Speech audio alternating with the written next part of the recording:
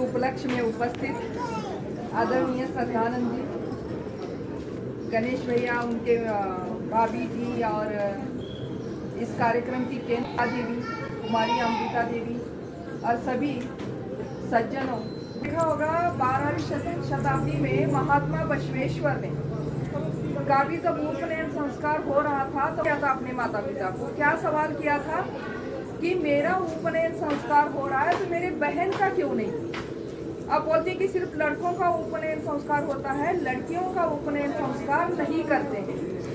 तो वहां से हमारा डाउट क्लियर हो गया कि उस जमाने से आप देखिए और पहले के जमाने से देखिए, लड़के और लड़कियों का दोनों का भी उपनयन संस्कार करना चाहिए। उपनयन संस्कार लड़कियों का भी करना चाहिए। क्यों? लड़कियों को विद्या नहीं चाहिए, लड़कियों को बुद्धि नहीं चाहिए, ज्ञान नहीं चाहिए, उनकी जिंदगी नहीं है।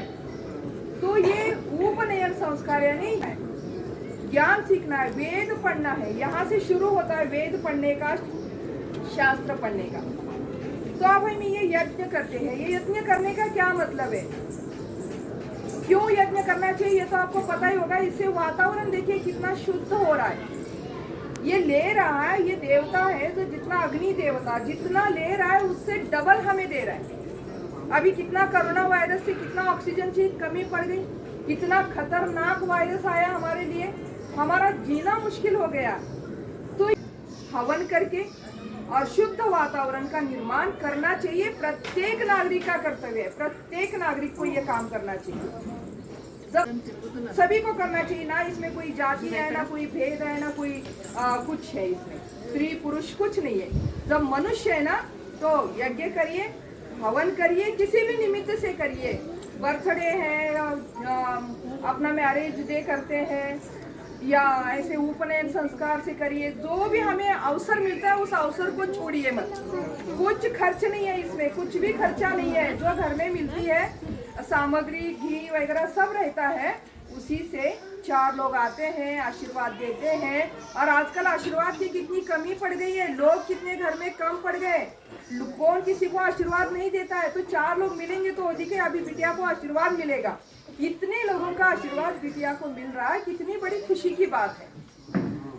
तो आशीर्वाद लेने के लिए सीखिए और 4 बातें ज्ञान की मिलेंगी। ज्ञान कम पड़ गया है इसलिए तो कितना कुछ हो रहा है दुनिया में। देखिए प्रेम नहीं रहा, घर घर में कितने दुख बढ़ गए हैं, कोई किसी की बात समझता ही नहीं है घर में।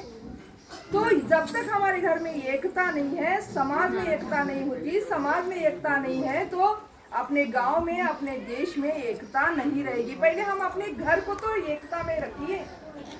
दूसरी बात है, ये अग्नि से हमें आत्मिक शांति मिलती है। आत्मिक शांति, हमें शांतता रहना चाहिए हमारे दिल में।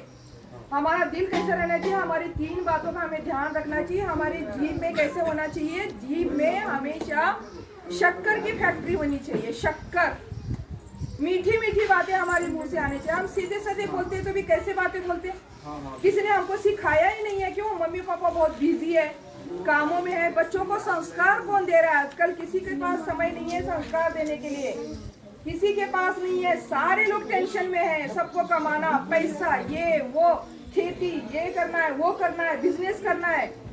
बच्चों को कौन संस्कार देगा? संस्कार करना है, आत्मिक शांति चाहिए हमें। और दिमाग में बर्फ की फैक्ट्री चाहिए, हमेशा हमारा दिमाग ठंडा चाहिए, तभी हम कुछ सोच सकते हैं, तभी हम कुछ जिंदगी में कर सकते हैं। हमारा दिमाग ही ठंडा नहीं है, हमेशा दिमाग गर्म रहता है। ये हमारा जब दिमाग ठंडा नहीं तो हम क्या प्यार से सिखाएंगे, क्या बात करेंगे। तो इस तरह से हमारे दिल में मक्खन की फैक्ट्री होनी चाहिए, मक्खन पिघलना चाहिए हमारा दिल किसी को भी देख करके। तो ये आत्मिक शांति, जैसे अग्नि ऊपर उड़ रही है, ऊपर चल रही है, ऊपर की ओर बढ़ रही है, तो हमें नीचे की ओर नहीं, हमेशा हमें ऊपर की ओर होना चाहिए, ऊपर की ओर बढ़ना चाहिए। हमें खाना क्या, लिखना क्या, पढ़ना क्या, सोना कैसे, बात कैसे करना है, व्यवहार कैसे करना है, ये सारा वेद पढ़ाते हैं हमें। वेद को तो हमें ज्ञान है ही नहीं। जब कोई आप मशीन लेते हो, कोई टीवी लेते हो, तो उसके साथ एक बुक आता है ना, एक बुक आता है, मैनुअल बुक आता है, उसमें सब कुछ रहता है कि इसको मशीन को कैसे चलाना चाहिए। तो मशीन खराब होती है तो भी देखते हो, और शुरू में भी एक बार उस किताब को देखते हो कि इसमें क्या लिखा है, मशीन का कौन सा बटन कैसे है, ये चलता कैसे, बंद कैसे होता है। तो हमारा ये शरीर, हमारा ये जीवन कैसे चलता है, कैसे चलाना चाहिए, ये कौन सिखाता है? ये सिखाने वाला भी तो कोई शास्त्र होगा ना। आए जन्म को चल रहा है जीवन, ऐसे नहीं होता है। वेदों में सारा लिखा हुआ है, हो ही नहीं सकता। मनुष्य को जीवन को क्या क्या चाहिए वो सब कुछ उसमें लिखा हुआ है। इसलिए वेदों को पढ़ना, वेदों को जानना, वेदों को समझना हम सबके लिए बहुत ही जरूरी है। अभी सर ने बताया आपको, अच्छा खाना खाना चाहिए हमें, गलत खाना नहीं खाना चाहिए, जो हमें मंजूर नहीं वो खाना नहीं खाना चाहिए। सब्जियां बहुत है, घी है, लस्सी है, फल है, ऐसे खाने को खा करके हमारा शरीर तंदुरुस्त बनाना चाहिए। और ये जो अग्नि है, इससे हमें मन को, मंत्र पढ़ने से मन एकाग्र होता है। किसी काम को लगाना है तो मन को एकाग्र करिए। तो इस तरह से ये, जैसे रामायण में भी एक कथा आती है, कितने प्यार से भाई रहते थे। तो प्यार से अभी कोई रहता है घरों में, कितने झगड़े होते हैं। देखिए दशरथ की जब मृत्यु होती है, तो मृत्यु होने के बाद आपने देखा है कभी उनकी तेरहवीं हुई थी दशरथ की? पढ़ा है आपने कभी? तेरहवीं करते हम मरने के बाद अपने माता पिता को जिंदा रहते तो भूखा मारते, उनको खाना तो ढंग से खिलाते नहीं है, बात पर अपमान करते हैं। लेकिन उनका अनुभव भी तो है, उम्र हो गई, वो अपने शरीर से कमजोर हो गए होंगे, लेकिन बुद्धि तो है, अनुभव तो है, पूरे जिंदगी भर का वो अनुभव ले लो माता पिता से। तो मरने के बाद तो क्या धूम धड़ाके से उनकी तेरहवीं करते हैं, लोगों को बुलाते हैं। तेरहवीं तो करना ही नहीं चाहिए, शास्त्रों में लिखा है तेरहवीं करना ही नहीं चाहिए। दशरथ की मृत्यु हो गई तो चारों भाई सब चले गए, कोई तेरहवीं नहीं हुई है। रामायण से देखिएगा, राम वनवास में गए चित्रकूट में, बाद में सब कई वगैरह सब मिलने के लिए गए। मिलने के लिए जाने के बाद राम सबसे पहले कई के गले लगा। जब सीता को भी राम के साथ वनवास जाना पड़ा, तब और भी सीता की 3 बहनें थी घर में, जो देवरानी बन के आई थी, वो सीता की बहनें ही थी। 2 चाचा की बेटियां थी, वो एक उनकी सगी बहन थी। तो सीता की जो माँ थी सुनैना, उन्होंने तीनों बहनों से क्या सिखाया था पता है?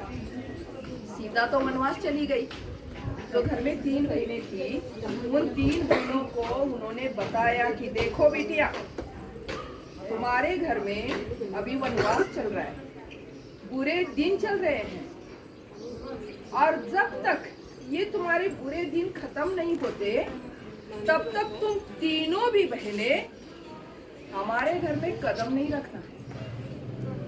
मायके को तुम लोग भूल जाना।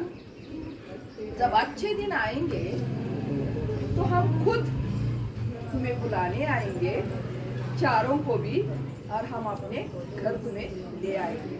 तो देखिए माँ, आजकल की माँ ऐसे सिखाती है, अरे वनवास उसका चला तो तुम्हारा क्या है, तू आ जा, वो संकट में है तो तू क्यों रहेगी। तो आजकल ऐसे सिखाया जाता है। तो ये रामायण से बहुत कुछ हम सीख सकते हैं। निजामशाही चल रही थी हैदराबाद में, सारे मंदिर तोड़ दिए गए, मंदिरों को ताला लगा दिया निजाम ने।